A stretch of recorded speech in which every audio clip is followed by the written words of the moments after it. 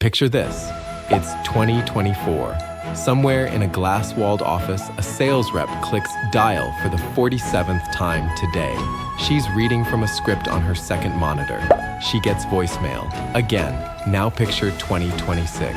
That same company's outreach doesn't start with a dial. It doesn't start with a script. And it definitely doesn't start with a human. Here's the thing. Most people think AI helping with sales is the revolution. It's not. The revolution is AI replacing the entire decision-making chain, and it's already happening. What's up? Welcome back.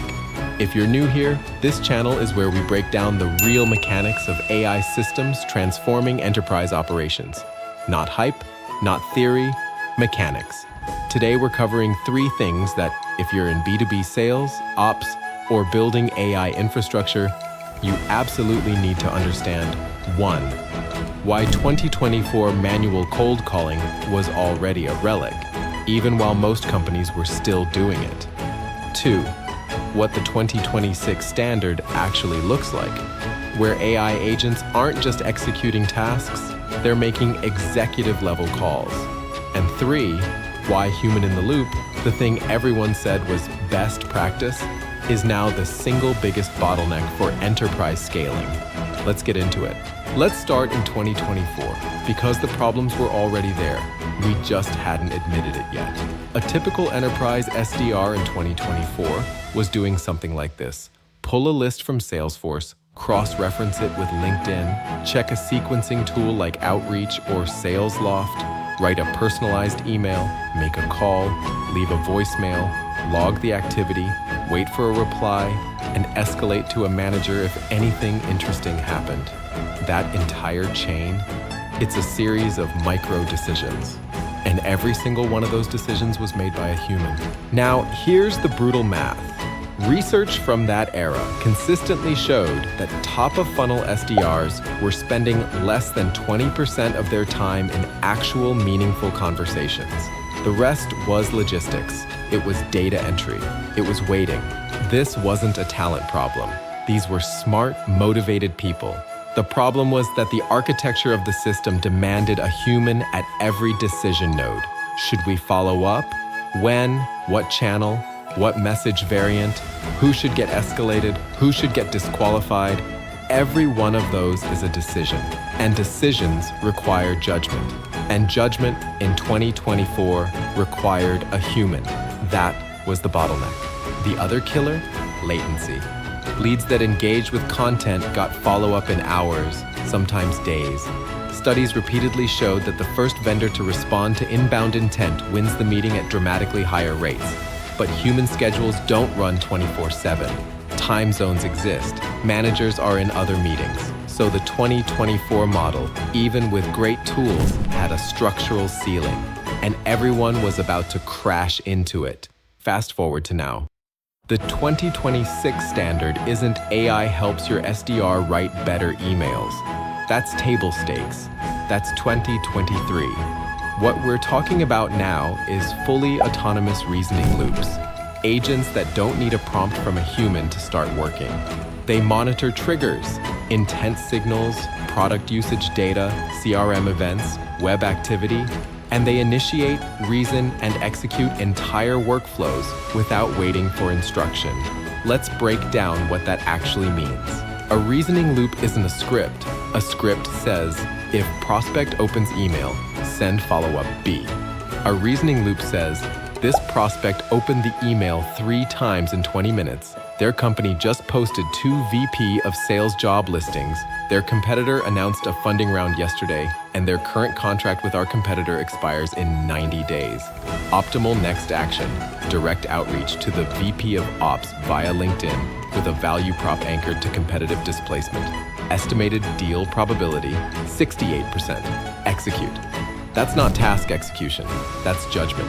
That's the kind of synthesis a senior enterprise rep builds over years. And in 2026, agents are doing it continuously, across thousands of accounts, simultaneously. And here's what makes this a genuine paradigm shift. These agents aren't just executing the top of the funnel. The best enterprise deployments now have agents making decisions at every stage.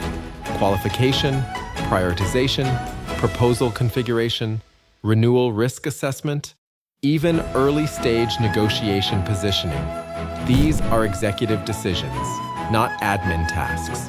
When an agent decides to deprioritize an account that looks hot on the surface because its internal signals suggest budget freeze risk and redirects resources to a quieter account with stronger intent data, that's strategy.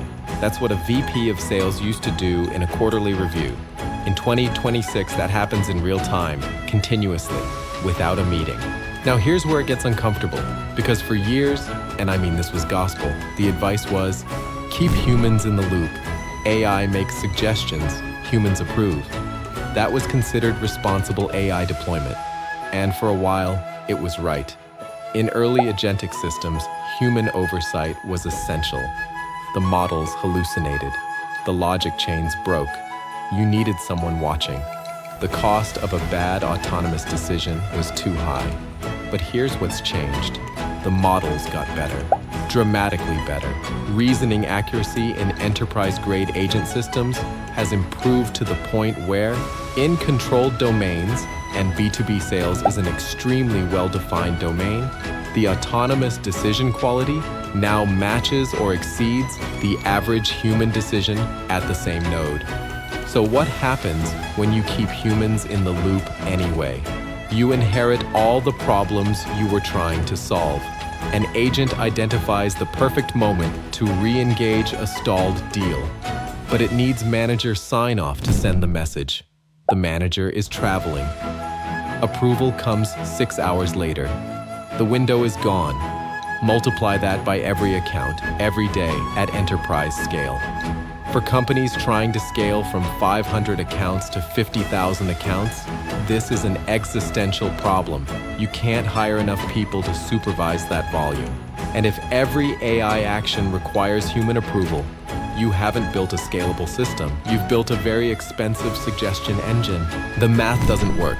If an agent can process 10,000 account signals per hour and surface 300 recommended actions, but your human review team can evaluate 30 per hour, you're operating at 1% of capacity.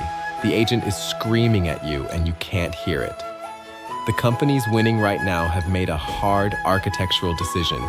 They've defined the domains where the agent operates fully autonomously, within governance rails, with audit trails, with circuit breakers, and they've stopped asking humans to approve every action.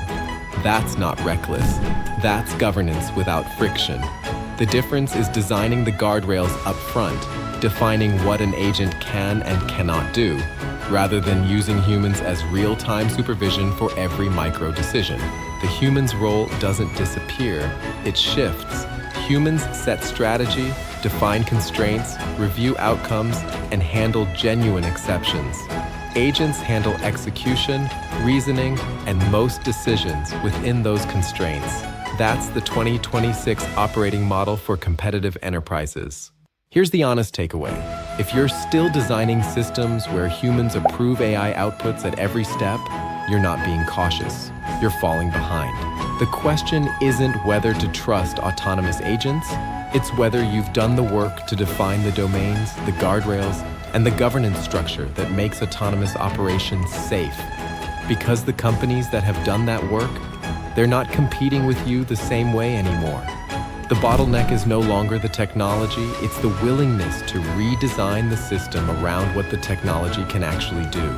So, if you're building AI infrastructure for enterprise right now, the conversation to have internally isn't, how do we add AI to our existing process?